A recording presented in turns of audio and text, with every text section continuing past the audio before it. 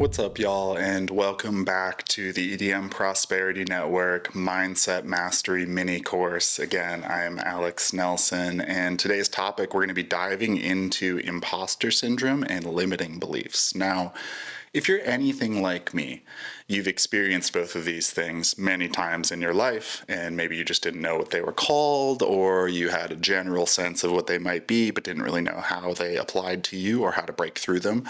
In this video, I'm going to break down what imposter syndrome and limiting beliefs actually are, as well as how to move through them effectively and come out the other side where you feel confident but not cocky, you feel ready to do the things you want to do in the world, and you're not overly questioning yourself or bogging yourself down with beliefs that you're not capable. So when it comes to imposter syndrome, I think most people have experienced this in one form or another. It's that feeling you get when you are up on stage, or you're giving a speech in front of people, or you're doing a presentation at work, and you've got this sense of, I'm not good enough to be doing this. I'm not capable of delivering. Maybe someone else would be better at this than I am. Maybe I even feel like a fake or a fraud. I feel like I've gotten too big of an opportunity too soon. And it could be a really insidious belief, because what it leads us to is not giving our best, first and foremost, as well as us holding ourselves short in terms of the types of opportunities we accept and we don't accept, because maybe we don't feel like we deserve some of them. This, of course, links into limiting beliefs. Limiting beliefs, put simply, are any beliefs you have about yourself that are holding you back. And oftentimes they come from early childhood or young adulthood, where we went through a certain situation, we built up a belief around it, and then we carried that belief forward into adulthood, even though it may not be true anymore. So today I'm going to talk about both of these things and how to break through them. I'll start with just giving a simple example of a limiting belief. This is a really funny story from years ago when I was walking with a friend, and we look, and on the ground we see a $5 bill, or what appears to be a $5 bill. And his immediate reaction, the words out of his mouth were, "Oh, that must be fake." And he didn't even try to bend down to pick up the $5 bill to see if it was real or not. I, of course, grabbed the $5 bill off the ground. It was, in fact, real, and I was $5 richer. And I think it's such an interesting encapsulation of this idea of limiting beliefs. You know, for him, his worldview was everyone's kind of out to get me. Anything good that happens must be a trick in some way. And that inbred belief was literally so deep into his consciousness that he saw a $5 bill and it wasn't even worth it to check because it must be a trick. Just think about that for a second. All the different areas of his life that probably impacted, where he would get a good opportunity and he would sell himself short, not take the opportunity, not allow himself the possibility that something good was happening to him. In a very real time, he had limited himself from a windfall of, hey, $5 that I found randomly on the ground. Now, it's sort of a simple, silly example, but I think it really illustrates this concept that many of us can end up with these beliefs that we find ourselves trapped in a loop of, and we hold ourselves back in a really profound and deep way. And by holding ourselves back in this way, we're just shortcutting or stopping all of our potential progress because we're not even trying in some areas or arenas of our life. Now, a limiting belief could be a million different things. Some really common ones are, I'm not good enough, nobody wants to hear what I have to say, people are out to get me, they don't give opportunities to people like me, whatever that means. And these are just some common ones that I often hear from clients or friends or people that I work with. Really, when it comes down to imposter syndrome and limiting beliefs, it comes from one of two places. So there's what I like to call true imposter syndrome or true limiting beliefs, which come from a place of knowing in our heart that we haven't really put in our full best effort yet. So an example of this would be, hey, if I'm playing a DJ set this weekend and I only spend 5 minutes on it before I play it, and I've never done a DJ set before, I might feel like an imposter once I'm up there. And that's probably some truth to that. Like, I really haven't practiced. I haven't put in the effort, the hours, the time to fully understand my craft and present a really amazing product to my audience. Vice versa, we have what I call untrue imposter syndrome or untrue limiting beliefs. It'd be something more like, hey, I've got a DJ set this weekend. I spent 10 hours organizing the music and I played the set through fully 5 different times to identify any of the little difficult spots, and I've really practiced my craft. And then I get up on stage and I still feel like a fake, or I feel like I'm not good enough. And it's like, okay, well, in that case, that's not true. Like, I've spent so much time and effort and care to prepare to really put something amazing out there. And my mind, for some reason, is holding me back. And typically, like I mentioned, that's rooted in childhood, early adulthood, or some pattern. So, one of the first cures that I like to talk about when it comes to limiting beliefs and imposter syndrome is simply putting in the work. Like, it is just a fact of whatever it is we're trying to do in our lives. If we've put in the prerequisite work, we're going to feel better about doing that thing.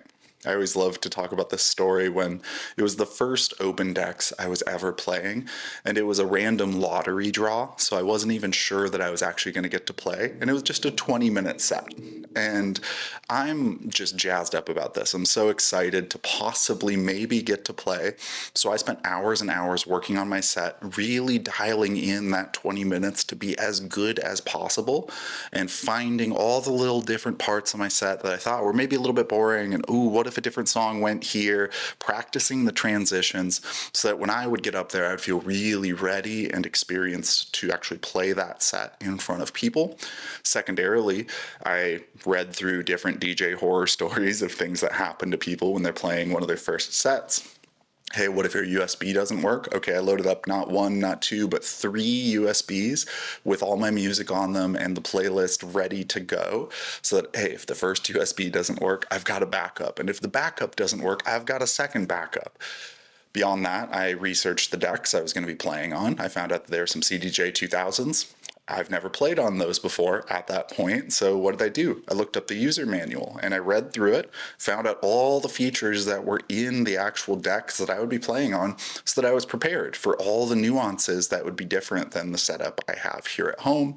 Simple things like, hey, sometimes the link cable doesn't work between the different CDJs, so you can't get your music from point A to point B. So, hey, you do need that second or even third USB to plug into the different decks so that you have it ready. I learned all of these things. And, some people would say that that's like massively over preparing for a set. But it felt good. It felt like when I walked in there that day, whether or not I got to play, which I did ultimately get to play, and it went very well, I knew I was ready. On a deep level, my internal sense was I've put in the work, I've put in the hours, I've prepared myself, and I'm ready. Now, the second piece that comes up is that feeling of anxiety or anticipatory excitement, as I like to call it. So oftentimes right before we perform or right before we give a talk or right before we have to give a presentation at work, we feel this sense of activated energy.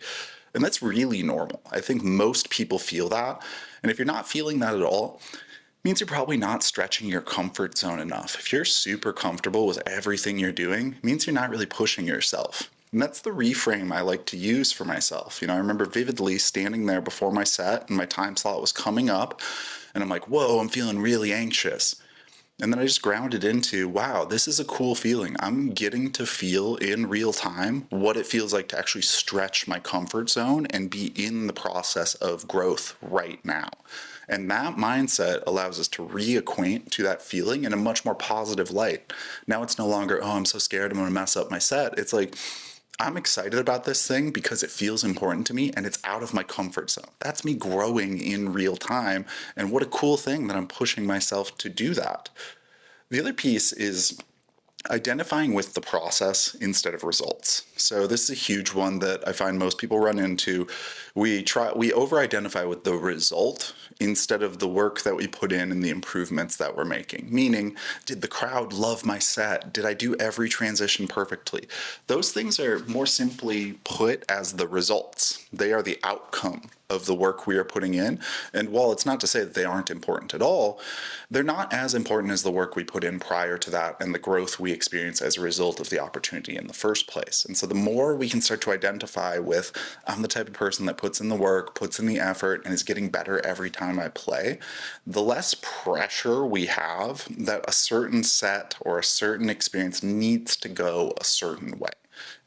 If it doesn't, it's just a stepping stone on me learning and becoming better as a producer, as a DJ, as a speaker. And if it goes amazing, then great. But even that can be insidious because sometimes we amp ourselves up. We gave a talk that wasn't even that good, but everyone loved it. And we go, well, I still know I could have done things better. So let me again identify with the process of making that progress versus identifying specifically with the outcome. Now, the last piece here is understanding where your limiting beliefs are coming from. So, all of us go through different experiences in childhood, young adulthood, and adulthood that shape our mind and create certain pathways of certain beliefs that we have for certain reasons. It could be as simple as your parents tell you when you're young, hey, anyone who's rich is evil, and getting a lot of money actually means you're a bad person. And sure, maybe that's true in some cases, but I think most of us can think of an example of a person that we love or respect or care about in our environment or just out there in the world who does really amazing things with the fact that they have abundant financial resources. And so we know immediately it's not always true. But if we adopt that limiting belief from our parents, all of a sudden, every time we have an opportunity to make more money or an opportunity for abundance to come our way, our limiting belief is stopping us short. We're going, ooh, if I get that, I'm secretly worried I'm going to be a bad person. And so we stop ourselves. And we don't take the opportunity, or we self-sabotage, we do something to not earn it. And that can really put us into a negative spiral of why can't I ever progress in my life? Why can't I move forward? And so the advice here, pretty straightforward. It's to assess your limiting beliefs. Write them down, create a big list. What are the ways in which I hold myself back? What are the negative stories I tell myself? Do I tell myself all the time, no one ever wants to book me? No one ever wants to hire me. Every time I put on a performance, the crowd doesn't connect with what I'm doing. I don't make good music. I'm not as good as this other producer. I'm not a successful person. I always fail at the things I'm doing. Put those beliefs down on paper, and just by putting them on paper, some of them will immediately start to sound a little bit ridiculous when you're reading them in front of you versus they're just bouncing around in your head without any check and balance to them. And some of them will still feel like they're true.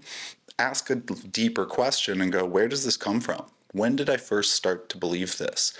What were my examples of this in childhood? Where does this belief come from? Why do I think this? And as you understand that, we can utilize some of the tools from the other modules that we'll talk about to unpack that and sort of take off that weight vest that we're carrying around that's holding us back and choose to believe some different beliefs. Now, one of my favorite hacks for limiting beliefs is the word yet. And I use this so liberally when I'm telling myself, oh, I'm not good enough to play that show, or I'm not good enough to headline a tour. I'll always just add the word yet. I'm not good enough to play that show yet. Not good enough to headline a tour yet. And just that little word adds so much opportunity and abundance to the statements instead of a rigid, closed door mentality of I'm never going to have that thing. All of a sudden, it's at least a slightly open door of there's a possibility that in the future I could get good enough where that would be a reality for me.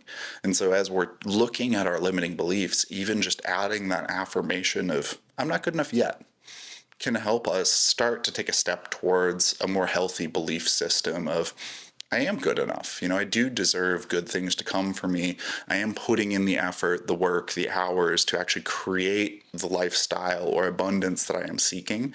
And those are things that I both deserve and will have. The more we can step towards those mindsets, the better our life will be because we'll be taking the opportunities that are coming to us. We will actually be manifesting more opportunities. As simple as it may seem, when someone has a really positive mindset, that's attractive to other people. When they believe in themselves and they have confidence, they're not overly cocky. They just think they can do it and know that they would do a good job. Other people find that attractive. They tend to take our word for it versus when we're the person who's kind of like, I'm not sure, maybe, I guess I could play if you really want me to. I'm not sure how good I'll do though. That immediately puts the other person into a place of going, well, maybe not. Like maybe they aren't good enough because who would know us better than us? If we can't even believe in ourselves, how is this other person supposed to?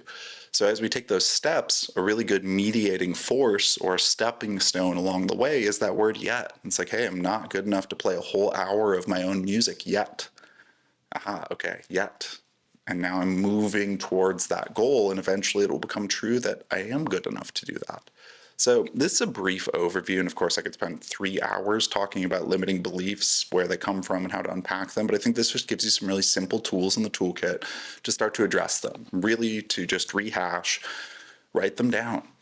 Get clear on where your limiting beliefs come from and understand how they impact you. Put in the work, over prepare, over practice, do all the things that you need to do prior to something so that you can feel really strong and really confident in how much effort you've put in. And then go do the thing, reframe that anxiety as positive excitement that you are breaking through your own limits and you're stretching yourself into a new realm that maybe you're not comfortable with yet. Great. I wasn't comfortable the first time I rode a bike, but I kept at it and eventually I'm comfortable with it. And with all those tools in the toolkit, we can start to take steps outside of our limiting beliefs. We can start to reduce the feeling of imposter syndrome. And the more that you're able to do those things, the better of a performer you're going to be, the better of a speaker you're going to be, and the better you'll just be able to show up in general in your life, and the more opportunities that will flow into you. So that's it for today. I hope y'all enjoyed the video. Of course, if you did, feel free to leave a comment or send me a direct message with any questions you have, and I'll catch you guys in the next video.